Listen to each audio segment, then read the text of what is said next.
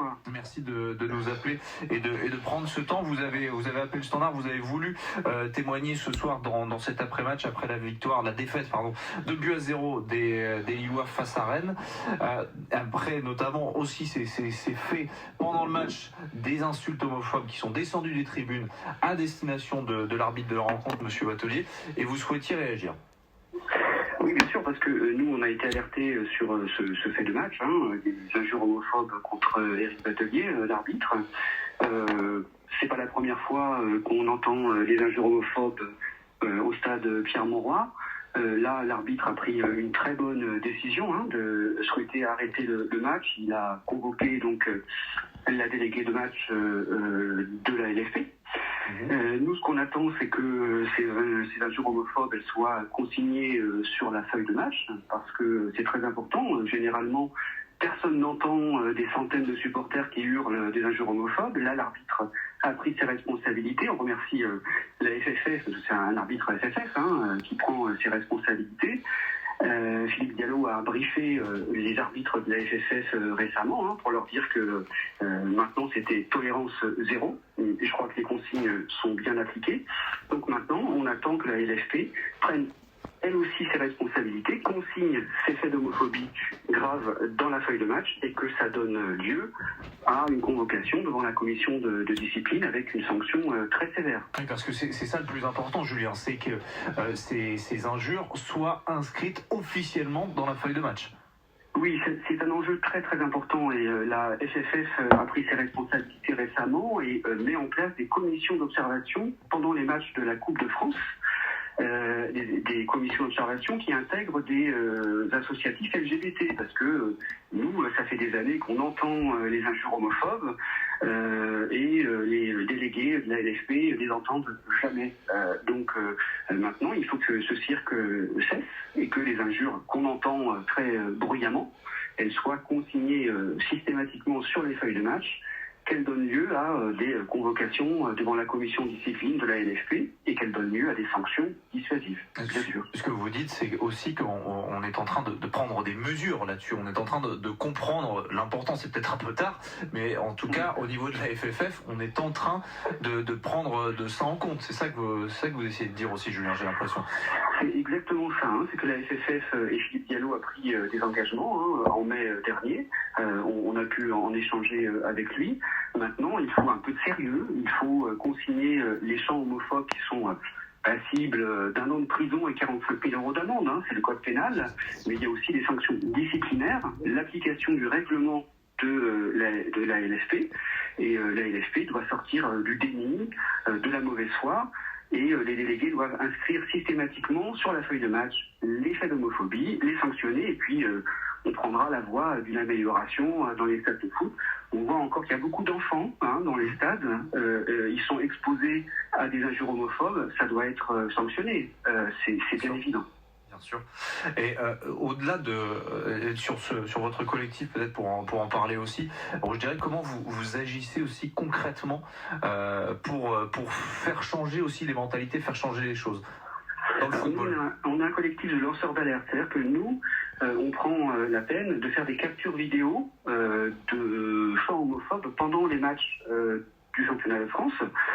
On les met en évidence, on les publie, on les diffuse pour qu'ils soient pris en compte par la LFP. Et voilà, donc c'est pour qu'ils donnent lieu à des sanctions. Et puis on a aussi fait en sorte qu'il y ait une proposition de loi qui soit déposée, qui a été déposée au mois de septembre, pour imposer une obligation de résultat des clubs sur les faits d'homophobie. Tous les désordres qui sont commis par les supporters d'un club doivent être imputés en fait au club et le club s'il ne prend pas les mesures pour sensibiliser, faire passer les messages aux supporters pour qu'ils arrêtent ces chants homophobes, ces clubs doivent être sanctionnés. C'est une obligation de résultat. Ce n'est plus une obligation de moyens, mais une obligation de résultat.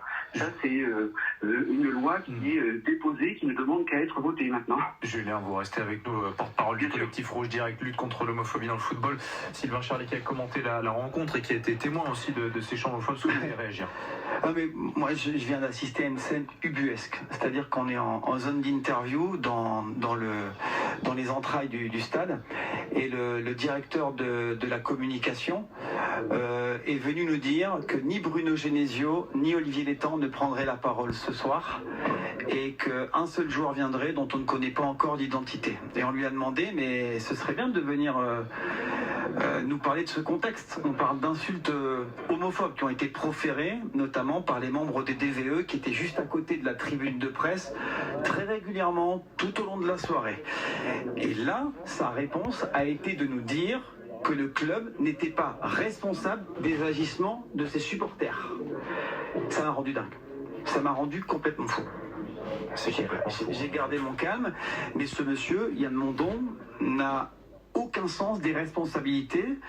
Je peux vous dire que là, ses propos sont hors sol, totalement hors sol. Là, on est dans un monde, et nous, on a vécu le match en tribune de presse à côté des DVE, on avait les tambours à 15 mètres de nous, et moi, je peux vous dire que les insultes homophobes, je les ai entendues, et plus d'une fois dans le match, j'ai entendu les chants injurieux à l'encontre de Charlotte Lorgeret, la consultante de Ligue 1+, qui est restée très pro, qui a continué à son match, et j'ai entendu les insultes à l'encontre des médias. Je sors un petit peu du contexte des insultes homophobes, mais ce qui s'est passé est gravissime. Et ce soir, aucun des dirigeants lillois ne prend ses responsabilités. Voilà, ils sont catastrophiques. Voilà. Et le football, dans ces cas-là, les erreurs de M. Batelier, si vous voulez, peut-être, mais on s'en moque. Ce qui s'est passé est gravissime ce soir, encore une fois, et on a raison d'appuyer là-dessus parce que les dirigeants ont l'air de cacher ça sous le tapis, en fait. Guillaume Leroy, c'est assez dramatique, effectivement, là, d'entendre ce que vient de dire Sylvain sur ce témoignage.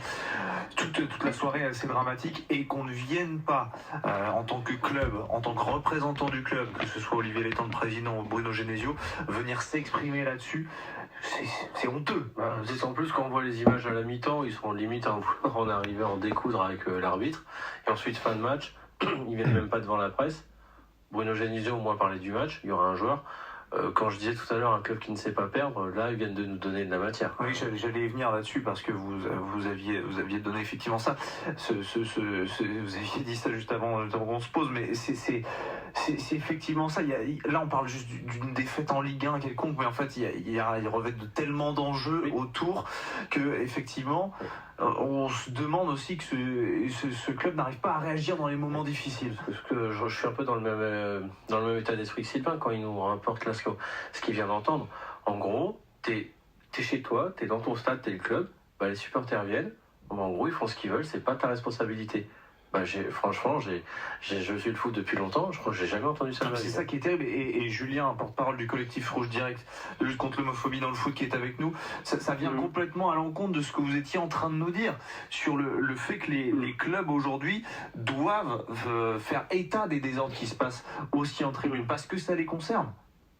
Oui, absolument. Mais merci beaucoup de ces témoignages qui sont très précieux, parce que nous, on a toute l'année des témoignages de journalistes qui sont pas toujours très à l'aise pour révéler ce qui se passe dans les stades. Nous, dès demain, nous allons contacter la FFF pour être reçus en urgence sur ce qui vient de se passer, avec tous les éléments très factuels qui sont rapportés par la presse. Je sais que la FFF est très à l'écoute de ce qu'on peut aussi demander en termes de prévention et de répression de l'homophobie. Je crois que là, ce soir, il se passe quelque chose de très, très important. On vous remercie encore de nous donner la parole pour signaler, alerter sur ces faits-là qui sont très, très graves, et on vous tiendra au courant, bien entendu. Et comment justement on peut se tenir au courant de l'avancée des choses? Est-ce que vous avez peut-être un site internet? Est-ce qu'il y a une manière de suivre un peu les agissements de Rouge Direct, votre association? Oui, bien sûr. Alors, on a quitté X Twitter, évidemment, c'est un site, une plateforme d'extrême droite. Donc, nous sommes maintenant sur Blue Sky.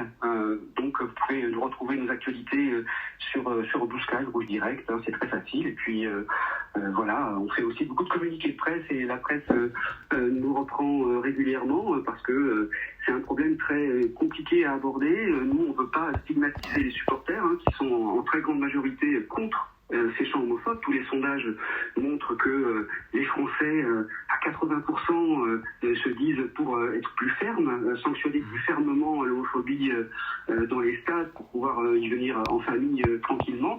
Une grande majorité de supporters souhaitent aussi que ça cesse, qu'on soit plus ferme contre les chants homophobes qui n'ont aucun intérêt, qui n'aident pas les joueurs non plus. Donc tous les voyants sont au rouge, au vert pour avancer sur cette cause. La FFF a montré qu'elle voulait avancer. Donc dès demain, on va demander à être reçu en urgence pour faire le point et demander des sanctions, bien entendu, sur les faits graves qui ont eu lieu ce soir et qui ont eu lieu malheureusement à chaque journée de championnat de France. Merci beaucoup Julien, du porte-parole du collectif Rouge Direct qui lutte contre l'homophobie dans le football. Merci beaucoup pour ce témoignage très important au soir de cette défaite de 2-0 du LOSC face à Rennes. Évidemment, je vous le rappelle, vous pouvez être tenu au courant donc des agissements de votre collectif. C'est sur Blue Sky. Ça s'écrit donc Rouge Direct, c'est ça le nom du compte, Julien, pour... C'est Rouge Direct. Rouge Direct tout attaché, vous inquiétez pas, c'est très facile à trouver et tenez-vous informés parce que l'homophobie, ça concerne tout le monde. Pas seulement les LGBT. Personne ne peut être content quand une minorité est injuriée de cette façon. Ça concerne vraiment tout le monde. Merci encore à vous. Merci à vous pour ce message très très important. Je vous souhaite une très bonne soirée, Julien. Merci. Et évidemment, au plaisir de pouvoir rediscuter de ces faits très importants. Très belle soirée, Julien. Merci beaucoup. Merci.